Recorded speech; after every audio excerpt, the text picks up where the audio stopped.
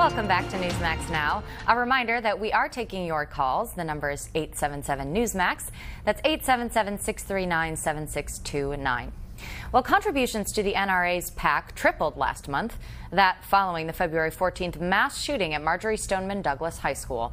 The Federal Election Commission show that donations to the NRA's Political Victory Fund rose from $248,000 in January to more than $779,000 in February in individual contributions.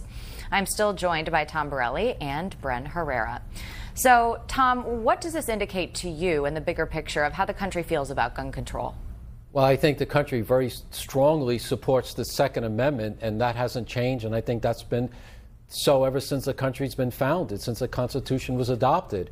And the more, the political left tries to politicize a tragedy, the more everyday hardworking Americans are going to deep down into their pockets and their purses and donate to the NRA, because the worst thing the Democrats could do, which they are doing, is they're making the Second Amendment a political debate.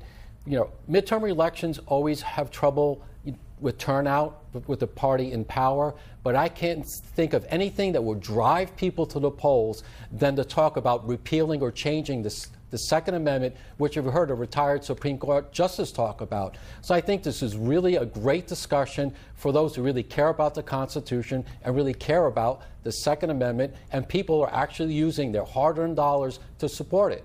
Yeah. Of course, on the flip side, Bren, March for Our Lives rallies drew very solid numbers over the weekend. There have been something like 50-mile marches in some states. In Wisconsin, marching to Paul Ryan's house. I mean, is this the most divisive that it has ever been regarding this issue? And which side is really winning the debate for hearts and minds, in your view?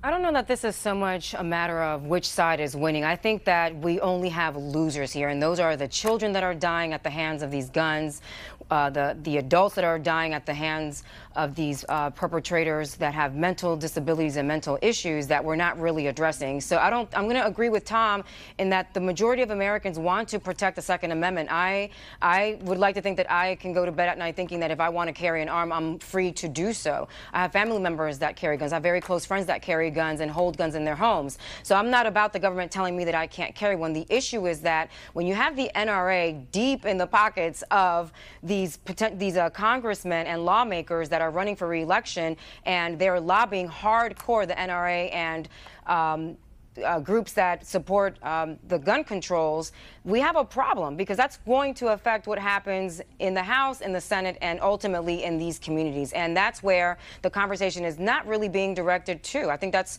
where the problem really lies. It's not about stripping, Americans of our due rights under the Constitution. It's about who is funding these organizations that are placing guns oh so freely in the hands of people who don't have any business carrying them.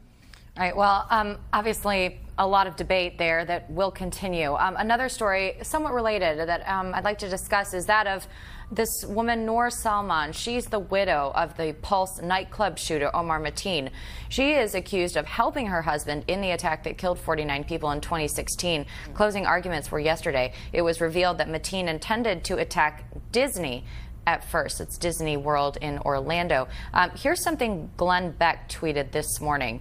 He said, "The story of the week, Disney was #1 target, not Pulse nightclub of Islamic killer. He went, saw armed police security and left.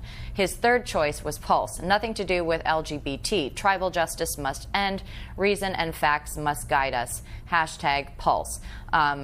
Of course, this is I'm just wondering, okay, what was his second target? But Tom, what are your thoughts on this recent revelation? Well, I think that revelation really points to why we need armed guards at schools and allow teachers to carry. Because a criminal is not stupid. They're going to go to the softest target. And when you have a gun-free zone, that is an absolutely soft target. We saw what happened in Maryland when this one kid went in and tragically shot this girl and wounded another individual. But there was an armed guard there and took him out. That sends the message. There should be no soft targets. Disney was determined not to be a soft target, but this nightclub was. That should be the lesson. So that's based on facts and reason. All right, Bren, go ahead. So what are you going to do? Are you going to are you proposing that you arm every employee at Disney or the movie theater or the churches? Are you proposing that? Because that's where these accidents are happening. You're twisting my words, ma'am. That's fine.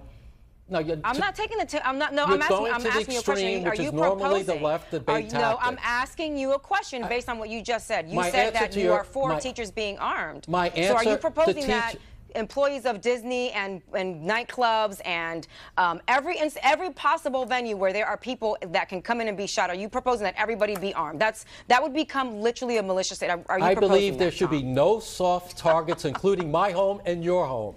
Number one. I agree, And I but we believe have to get teachers, to if the they issue, want, and that is if you let me speak, ma'am, if teachers want to arm themselves, that should be allowed. That will make a school zone not a free target, soft target, which it is now. What have we learned from what we just saw from the last news story? He went to the soft target. Therefore, we should not have soft targets. Right. If teachers want to arm themselves, let them do it. Let them get their training. He shouldn't have had the gun to begin with, so we wouldn't have had a top Well, target. the We would not have FBI, had a listen, soft the other target part in of this them. debate that's most important is the FBI has dropped the ball on this and other matters. How come they're not protesting at the FBI Right, headquarters? so let's then talk about the FBI dropping the ball and not about arming these teachers who have come out loud and clear and said, we do not want to carry guns. Every teacher said that, They're already under ma'am? stress and duress when they have an attacker come in. No, but a large part of the teachers have come out and said You as only much. need, and I don't think that if you don't need every teacher. All right, only those that want to.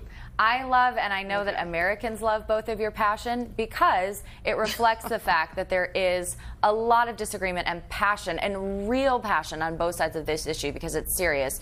Debate will continue to go forward, and hopefully it will go on in Congress as well, because no matter what you believe, people do want some kind of legislative action, whether it's to further protect gun rights or to make sure that there is some kind of common sense gun control. So we will keep debating that here because it's important to our audience and obviously important to Americans. So stay with us. We're going to hit some more news after the break.